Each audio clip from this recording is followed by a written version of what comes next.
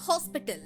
వర్షాకాలం వచ్చేసింది, కానీ దాంతోపాటు malaria, dengue, chikungunya, viral fever వంటి వ్యాధులు కూడా వస్తాయి.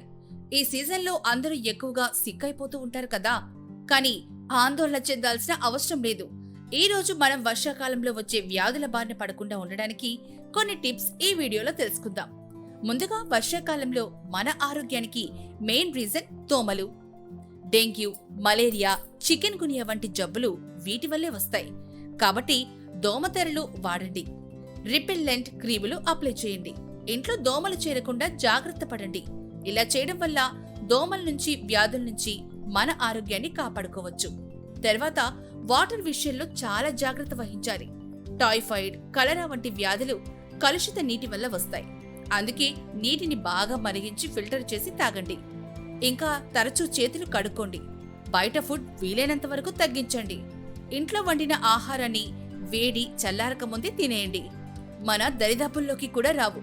రోగనిరోధక శక్తిని పెంచుకోవడానికి విటమిన్ సి మరియు జింక్ ఉన్న ఫుడ్స్ ని తీసుకోండి. ఆకుకూరలు, ఆరెంజ్, బాదం వంటివి రోజు తీసుకోండి. వర్షంలో తడిస్తే వీలైనంత త్వరగా డ్రెస్ చేంజ్ చేసుకోండి.